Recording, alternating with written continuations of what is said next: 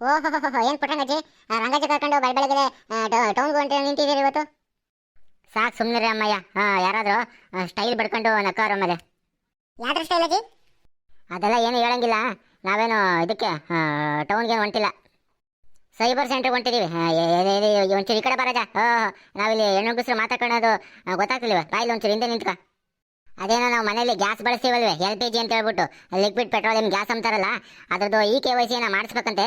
ಅದಕ್ಕೆ ಹೋಗ್ತಾ ಇದ್ದೀವಿ. ಇದೇ ತಿಂಗಳು ಆಗಸ್ಟ್ 23ನೇ ತಾರೀಕು ಲಾಸ್ಟ್ ಡೇಟ್ ಅಂತೆ. ಅವಾಗ ನಮ್ಮನ್ನ ಮಾಡಿಸಿದ್ರೆ ನಮಗೆ ಸಬ್ಸಿಡಿ ಸಿಗುತ್ತಂತೆ. ಇಲ್ಲ ಅಂತಂದ್ರೆ 3,000 ರೂಪಾಯಿ ದುಡ್ಡು ಕೊಟ್ಬಿಟ್ಟು ಪ್ರತಿ ತಿಂಗಳು ಗ್ಯಾಸ್ ಇಳಿಸ್ಕೋಬೇಕಂತೆ. ಹಂಗಂತ ಸರ್ಕಾರ ಆದೇಶ ಮಾಡಿಬಿಟ್ಟೈತೆ. ಹಂಗಾಗಿ ಈಗ ತಕ್ಷಣ ಹೋಗಿ ಅತ್ಲಾಗೆ ಇನ್ನೊಂದು 3-4 ದಿನ ಐತೆ, ಅಷ್ಟರೊಳಗೆ ಯಾಕೆ ಪರದಾಡೋದು, ಈಗಲೇ ಹೋಗಿ ಮಾಡಿಸ್ಕೊಂಬರೋಣ ಅಂತ ಹೇಳ್ಬಿಟ್ಟು ನಾನು ನಮ್ಮ ಅಜ್ಜ ಹೊಂಟು ನಿಂತಿದ್ದೀವಿ. ಆಧಾರ್ ಕಾರ್ಡು, ಗ್ಯಾಸ್ ಪುಸ್ತಕ, ನಮ್ಮ ಫೋನ್ ನಂಬರ್ ಇಟ್ಕೊಂಡಿದ್ದೀವಿ. ಅದೆಂಥದ್ದು OTP ಬರುತ್ತಂತೆ, ಅದನ್ನ ಹೇಳಿದ್ರೆ ಅವರು ರೆಡಿ ಮಾಡ್ತಾವ್ರಂತೆ. ಹಂಗಾಗಿ ಹೊಂಟಿದ್ದೀವಿ. ಒಳ್ಳೆ ಕೆಲಸ ಕಂಡ್ಬಿಟ್ಟಂಗಜ್ಜಿ. ಒಳ್ಳೆ ಕೆಲಸ. ಈಗ ಬೇಗ ಮಾಡಿಸ್ಬಿಡುತ್ತೆ. ಇನ್ನು ಎಷ್ಟೋ ಜನ ಮಾಡ್ತಾನೆ ಅವ್ರ ಹತ್ರಗೆ. ನಾನು ನಮ್ಮ ಮನೆಯವರು ಹೋಗಿ 15 ದಿವಸದ ಹಿಂದೆನೆ KYC ಮಾಡಿಸ್ಬಿಟ್ವಿ. ಈಗ ಅದ್ರ ಜೊತೆಗೆ ಇದು ಬೇರೆ ಮಾಡಿಸ್ಬೇಕಂತೆ, ರೇಷನ್ ಕಾರ್ಡಿಗೂ KYC ಮಾಡಿಸ್ಬೇಕಂತ ಕಂಡ್ಬಿಟ್ಟಂಗಜ್ಜಿ. ಕಂಡ್ರಮ್ಮ, ಈ ಆಹಾರ ಮತ್ತು ನಾಗರಿಕ ಸರಬರಾಜು ಇಲಾಖೆ ಏನು ಸಚಿವರು ಇದಾರಲ್ಲ, ಸಚಿವರು ರಿಜ್ವಾನ್ ಅರ್ಷದ್ ಅವರು ಏನು ಮಾಡ್ಯಾರ ಅಂತಂದ್ರೆ, BPL ಪರಿಷ್ಕರಣೆ ಕುರಿತು ಸುದ್ದಿಗೋಷ್ಠಿಯಲ್ಲಿ ಮಾಹಿತಿ ಹಂಚ್ಕೊಂಡ್ಬಿಟ್ರು. ಮೊನ್ನೆ ಸುದ್ದಿಗೋಷ್ಠಿ ಮಾಡ್ಕೊಂಡ್ರು. ಅದರಲ್ಲಿ ಏನು BPL ಕಾರ್ಡ್ ರದ್ದತಿ ಬಗ್ಗೆ ಆತಂಕಗೊಂಡಿದ್ದ ಲಕ್ಷಾಂತರ ಕಾರ್ಡ್ಗೆ ಸ್ವಲ್ಪ ರಿಲೀಫ್ ಕೊಟ್ಟವ್ರು. ಯಾಕೆ ಅಂತಂದ್ರೆ, ಈ ಮಾನದಂಡ ಉಲ್ಲಂಘಿಸಿರೋ BPL ಕಾರ್ಡ್ಗಳ ಪರಿಷ್ಕರಣೆ ರದ್ದತಿನ ಸ್ವಲ್ಪ ತಾತ್ಕಾಲಿಕವಾಗಿ ಸ್ಥಗಿತಗೊಳಿಸ್ತಾರೆ. ಈ LPG ತಗೊಳ್ತೀವಲ್ಲ ನಾವು, ಪ್ರತಿ ತಿಂಗಳು ಅಡುಗೆನಲ್ಲಿ ತಗೊಳ್ತೀವಲ್ಲ, ಅದಕ್ಕೆ KYC ಮಾಡ್ಸೋಕ್ಕೆ ಪ್ರಕ್ರಿಯೆ ನಡೆದೈತೆ. ಇದೇ ತಿಂಗಳು ಆಗಸ್ಟ್ 23ನೇ ತಾರೀಕು ಲಾಸ್ಟ್ ಡೇಟ್ ಐತೆ. ಹಂಗಾಗಿ ಅವತ್ತು ಅಷ್ಟರೊಳಗಾಗಿ KYC ಮಾಡಿಸ್ಬೇಕು ನಾವು. ಅದ್ರ ಜೊತೆಗೆ ಈಗ BPL ಕಾರ್ಡ್ಗಳು ಇವಾಗ KYC ಮಾಡಿಸ್ಬೇಕಂತೆ. ಸುಮಾರು 7.65 ಲಕ್ಷ ಕಾರ್ಡ್ಗಳನ್ನ ಈ ಕೇಂದ್ರ ಸರ್ಕಾರ ಏನು ಮಾಡ್ಬಿಟ್ಟೈತೆ, ಅನುಮಾನಾಸ್ಪದ ಪಟ್ಟಿಗೆ ಸೇರಿಸ್ಬಿಟ್ಟು ರಾಜ್ಯ ಸರ್ಕಾರಕ್ಕೆ ವರದಿ ಕೊಟ್ಟಿತ್ತು. ಅವಾಗ ಏನು ಮಾಡಿದ್ರು, ಆಹಾರ ಮತ್ತು ನಾಗರಿಕ ಸರಬರಾಜು ಇಲಾಖೆ ಅಧಿಕಾರಿಗಳು ಇವೆಲ್ಲನ ಪರಿಶೀಲನೆ ಮಾಡಿಬಿಟ್ಟು 3.50 ಲಕ್ಷ ಅನರ್ಹ ಕಾರ್ಡ್ಗಳು ಇರ್ತಾವಲ್ಲ, ಅವನ್ನ APLಗೆ ಪರಿವರ್ತನೆ ಮಾಡಿಬಿಟ್ರು. ಉಳಿದೆಲ್ಲ ಕಾರ್ಡ್ನ ಪರಿಶೀಲನೆ ಮಾಡ್ತಾವ್ರೆ. ಈ ಸಾರ್ವಜನಿಕ ಹಿತದೃಷ್ಟಿಯಿಂದ ಪರಿಷ್ಕರಣೆ ಕಾರ್ಯಕ್ರಮವನ್ನು ಸದ್ಯಕ್ಕೆ ತಾತ್ಕಾಲಿಕವಾಗಿ ಸ್ಥಗಿತ ಮಾಡಿಬಿಟ್ಟವ್ರೆ. ಅಲ್ಲ ಕಣಜ, ಇವಾಗ ಗ್ಯಾಸ್ ಏನೋ ಸಬ್ಸಿಡಿ ಬರ್ತೈತೆ, ಹಂಗಾಗಿ ಮಾಡಿಸ್ತಾರಪ್ಪ. ಈಗ ರೇಷನ್ ಕಾರ್ಡ್ನ ಯಾಕೆ KYC ಮಾಡಿಸ್ಬೇಕು? ನಮ್ಗೊಂಚೂರು ಅರ್ಥ ಹಂಗೆ ಹೇಳು. ಆವಜ್ಜಿನ ಕೇಳ್ತೀಯ, ನನ್ನೇ ಕೇಳಿ ನಾನು ಹೇಳ್ತೀನಿ ಅತ್ಲಾಗೆ. ಇವಾಗ ಈ ಬೋಗಸ್ ಕಾರ್ಡ್ಗಳು ಸಿಕ್ಕಾಪಟ್ಟೆ ಆಗ್ಬಿಟ್ಟಿದ್ದಾವೆ, BPL ಕಾರ್ಡ್ಗಳು. ಅದನ್ನ ಪತ್ತೆ ಮಾಡಬೇಕು, ಮತ್ತೆ ಪಡಿತರ ಸೋರಿಕೆಗೆ ಈಗ ತಡೆ ಹಾಕ್ಬೇಕು ಅಂತಂದ್ರೆ ರೇಷನ್ ಕಾರ್ಡ್ಗೆ ಆಧಾರ್ ದೃಢೀಕರಣ ಮಾಡಿಸ್ಬೇಕು. ಹಂಗಾಗಿ KYC ಮಾಡುವಾಗ ಆಧಾರ್ ಕಾರ್ಡ್ ಕೇಳ್ತಾರೆ ಅಂತ ಹೇಳ್ಬಿಟ್ಟು ಸರ್ಕಾರ ಆದೇಶ ಮಾಡ್ಬಿಟ್ಟೈತೆ. ಈ ರೇಷನ್ ಕಾರ್ಡ್ನ ಸೆಪ್ಟೆಂಬರ್ 30 ಇದನ್ನ KYC ಮಾಡಿಸ್ಬೇಕು. ಪುಟ್ಟಂಗಜಿ, ಈ ರೇಷನ್ ಕಾರ್ಡ್ KYCನ ಎಲ್ಲಿ ಮಾಡ್ಸೋದು? ಏನು ಸೈಬರ್ ಸೆಂಟ್ರಿಗೆ ಹೋಗಕ್ಕೆ ಅಥವಾ ಸೊಸೈಟಿಗೆ ಹೋಗಕ್ಕೆ, ನ್ಯಾಯಬೆಲೆ ಅಂಗಡಿಗೆ?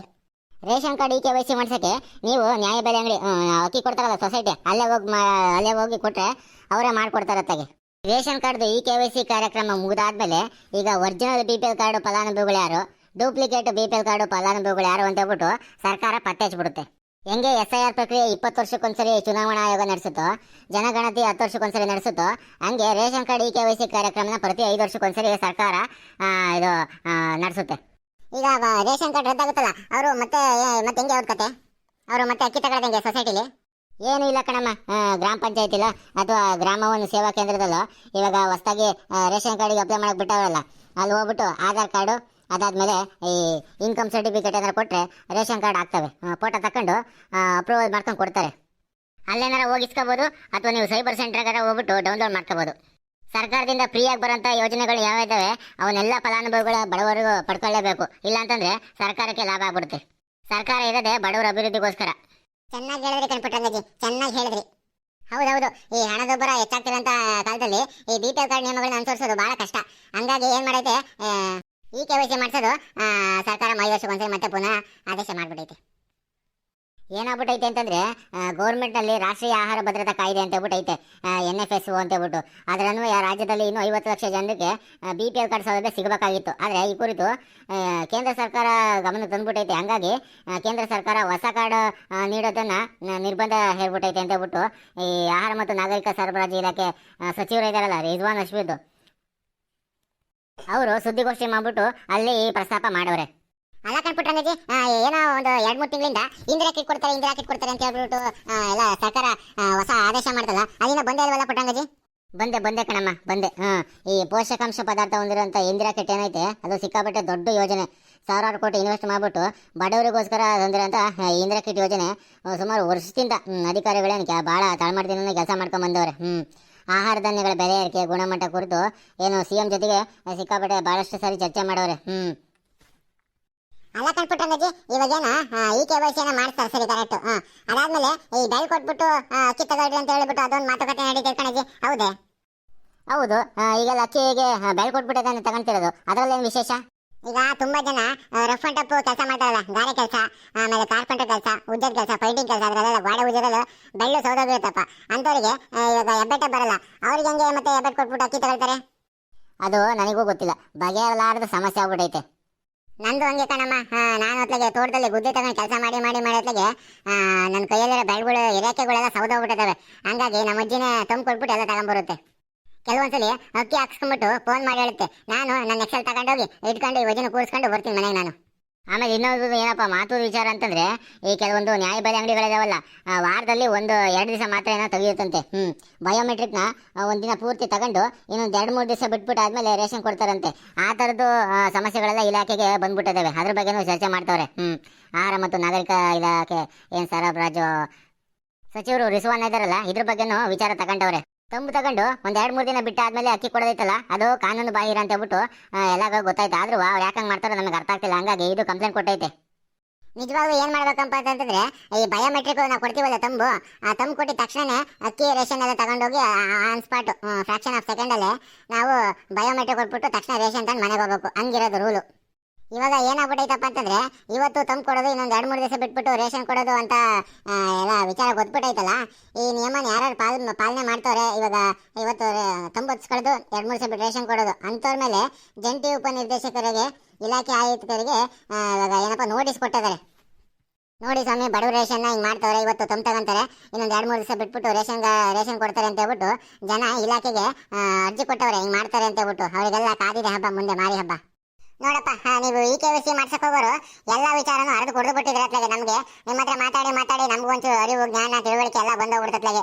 ಪುಟ್ಟಂಗಜಿ, ನಿಮ್ ಜೊತೆ ದಿನಕ್ಕೆ ಒಂದು ಅರ್ಧ ಗಂಟೆ 1 ಗಂಟೆ ಏನಾರ ಇದ್ಬಿಟ್ರೆ ಅಂತಂದ್ರೆ ನಮಗೆ ಇದು ರಾಜ್ಯದ ವಿಷಯ, ಜಿಲ್ಲೆ ವಿಷಯ ಎಲ್ಲ ಗೊತ್ತಾಗ್ಬಿಡ್ತು ಪುಟ್ಟಂಗಜಿ. ನೋಡು, ಸೆಂಟ್ರಲ್ ಸಮಾಚಾರ ಎಲ್ಲ ತಿಳ್ಕೊಂಡಿದ್ದೆ ನೀನು. ಕಣೆ ಅಮ್ಮಯ್ಯ, ನಮ್ಮ ಹುಡುಗ ದೊಡ್ಡದೊಂದು ಟಿವಿ ತಂದವನೆ, ಸ್ಮಾರ್ಟ್ LED TV ಅಂತ ಹೇಳ್ಬಿಟ್ಟು. ಅದನ್ನ ಹಾಕಿದ್ರೆ ಅದ್ರಾಗ ನ್ಯೂಸ್ ಚಾನಲ್ನವರೆಲ್ಲ ಮಾಹಿತಿ ಕೊಡ್ತಿರ್ತಾರೆ ಅತ್ಲಾಗೆ. ಗಂಟೆಗೊಂದ್ಸರಿ ನ್ಯೂಸ್ ಬರ್ತಿರುತ್ತಾ.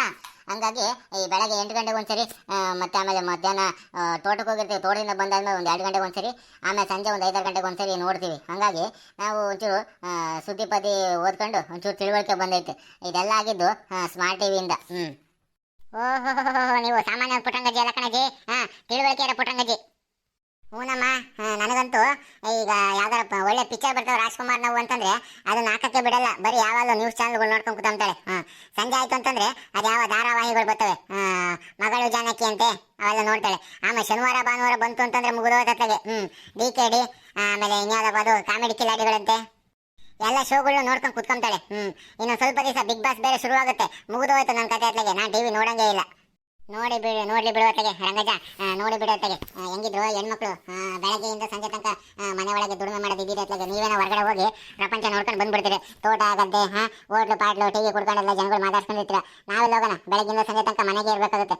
ಹಂಗಾಗಿ ಸ್ವಲ್ಪ ಮೈಂಡ್ ಫ್ರೆಶ್ ಆಗಬೇಕು ಅಂತಂದ್ರೆ TV ತಂದಕ್ಕೆ ಒಳ್ಳೇದಾಯ್ತು ಅತ್ಲಾಗೆ. ಪುಟ್ಟಂಗಜ್ಜಿ ಕೆಲಸನ ಮಾಡ್ಕೊಂಡಿರುತ್ತೆ, ಅದ್ರ ಜೊತೆಗೆ ಸ್ವಲ್ಪ ಹೊತ್ತು TV ನೋಡ್ಕೊಂಡು ಫ್ರೆಶ್ ಆಗಿ ಒಳ್ಳೆ ಖುಷಿಯಾಗಿರುತ್ತೆ ಅತ್ಲಾಗೆ. ಯಾಕಂದ್ರೆ ಯಾರಾದ್ರೂ ಮನೆಗೆ ಬಂದಾಗ ಒಂಚೂರು TV ಹಾಕ್ರಿ ಅಂತಂದ್ರೆ TV ಹಾಕಿದ್ರೆ ಒಂಚೂರು ಬೇಜಾರನ್ನ ಕಳೆಯುತ್ತೆ. ಕೆಲವರು ಮನೇಲಿ TV ಇಲ್ಲ ಅಂತಂದ್ರೆ ಅವಮರ್ಯಾದೆ ಥರ ನೋಡ್ತಾರೆ. ಹಂಗಾಗಿ ನಿಮ್ಮ ಮನೆಗೆ ದೊಡ್ಡ TV ತಂದಿರೋದು ನಮ್ಮೂರಿಗೆ ಭಾಳ ದೊಡ್ಡ ಹೆಮ್ಮೆ. ನೋಡಪ್ಪ, ನಾನು TV ಬಗ್ಗೆ ಮಾತಾಡಿದ್ರೆ ನೀವೆಲ್ಲ ಸೇರ್ಕೊಂಡು ಪುಟ್ಟರಂಗಜ್ಜಿ ಪರನೇ ಬ್ಯಾಟಿಂಗ್ ಮಾಡ್ತೀರಿ. ನನ್ನ ಪರವಾಗಿ ಒಬ್ರು ಮಾತಾಡಲಿಲ್ಲ ನೀವು. ಇರಲಿ, ಹೆಣ್ಮಕ್ಳೇ ಸ್ಟ್ರಾಂಗ್ ಗುರು ಅಂತ ಹೇಳ್ಬಿಟ್ಟು ಮತ್ತೆ ನೀವು ಅದನ್ನ ವ್ಯಕ್ತಪಡಿಸಿದ್ರೆ ಇರಲಿ. ಹೆಣ್ಮಕ್ಳು ಯಾವತ್ತು ಹೆಣ್ಮಕ್ಳಿಗೆ ಸಪೋರ್ಟ್ ಮಾಡೋದು. ನಾವು ಒಂದು ತರಬೇಕತ್ಲಾಗೆ. ಇವಾಗ ಸ್ಯಾಮ್ಸಂಗ್ ಬೇಡ ಅಂತ ಹೇಳ್ಬಿಟ್ಟು, ಯಾಕೆಂದ್ರೆ ನಾವು ಒನಿಡಾನು OnePlus ತರೋಣ ಅಂತಿದ್ದೀವಿ ಅತ್ಲಾಗೆ. ಒಳ್ಳೆ ಕಂಪ್ನಿ. ಯಾಕಂದ್ರೆ ತರದ ತತ್ತಿವತ್ಲಾಗೆ 2-3 ತಿಂಗಳಿಗೆ ಹಾಳಾಗಂತ ತರದ ಬೇಡ, ಒಟ್ಟಿಗೆ ಒಳ್ಳೇದೇ ತರೋಣ ಅಂತ ಹೇಳ್ಬಿಟ್ಟು ನಾನು ನಮ್ಮ ಮನೆಗೆ ಹೇಳ್ತಾ ಇದ್ದೀನಿ. ಅದು ಇವತ್ತರ ನಾಳೆ ತರೋಣ, ಗಣಪತಿ ಹಬ್ಬಕ್ಕೆ ಒಳ್ಳೆ ಆಫರ್ ಬಿಡ್ತಾರೆ ಅವಾಗ ತರೋಣ ಅಂತ ಹೇಳ್ಬಿಟ್ಟು ಹಿಂಗೆ ಕಾಲನ ಆಗ್ತದೆ ಅತ್ಲಾಗೆ ಒಂದು 6 ತಿಂಗಳಿಂದ. ಈ ಸರಿ ಮತ್ತೆ ಗಣಪತಿ ಹಬ್ಬಕ್ಕೆ ಒಂದು ಒಳ್ಳೆ TV ತರೋದೇ ತರೋದು ನಾವು. ಓಹೋ, ಹಂಗಿದ್ರೆ ನೀವು ಮನೆಗೆ ಒಂದು ಮಾಲ್ ತರಂಗ ಆಯ್ತತ್ಲಾಗೆ. ಒಳ್ಳೇದಾಗ್ಲಿ ಕಣೆ, ತರತೀರಾ ಒಳ್ಳೆ ತಂಬರ್ರಿ. ಅದ್ರ ಜೊತೆಗೆ ಊಪರು, ಆಮೇಲೆ ಸ್ಪೀಕರ್ಗಳು, ಆಮೇಲೆ ಇನ್ನೊಂದು ಸ್ಟೆಪ್ಲೈಜರ್ ಅವೆಲ್ಲ ಕೊಡ್ತಾರೆ. ಅವನ್ನೊಂದು ಸೇರಿಸಿ ತಗೊಂಬರ್ರಿ. ಏನು ದುಡ್ಡು ಕ್ಯಾಶ್ ಕೊಡ್ತಿರ್ತೀರಾ, ಇನ್ಸ್ಟಾಲ್ಮೆಂಟ್ ಮಾಡ್ತೀರಾ ಅಮ್ಮ? ಅಷ್ಟೊಂದು ಕ್ಯಾಶಲ್ಲಿ ಕೊಡೋಣ ಕಣಜ್ಜಿ. 35,000 30,000 ಹಿಂಗೇನೋ ರೇಟ್ ಆಗುತ್ತಂತೆ. ಅದಕ್ಕೆ ಇನ್ಸ್ಟಾಲ್ಮೆಂಟ್ ತಗೊಂತೀವಿ. ತಿಂಗಳಿಗೆ ಒಂದು 2,000 ರೂಪಾಯಿ ಕಟ್ಟಂಗೆ EMI ಮಾಡಿಸ್ಕೊಂತೀವಿ. ಹೋಗಿ ಅಲ್ಲೇ ಕಟ್ಟಿ ಬರಂಗೆ ನಮ್ಮ ಮನೆಯವ್ರು ಹಂಗೆ ಮಾಡ್ತಾರಂತೆ. ಒಳ್ಳೇದು ಬಿಡ ಮಾತ್ಲೆಗೆ, ಅದೇ ಒಳ್ಳೇದು.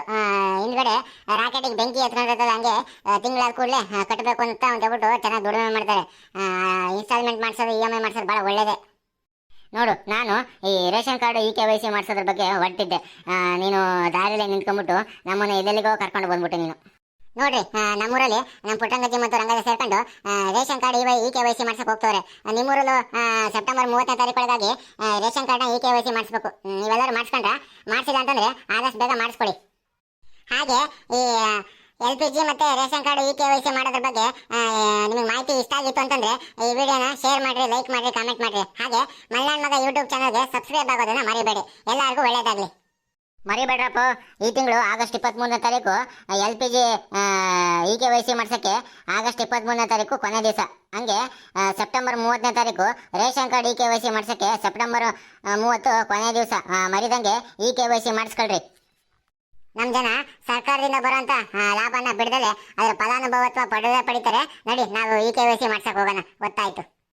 ಸರಿ ಕಣೆ ಅಮ್ಮ, ನಾನು ನಮ್ಮ KYC ಮಾಡ್ಸಕ್ಕೆ ಹೋಗ್ತೀವಿ, ಬರ್ತೀವಿ.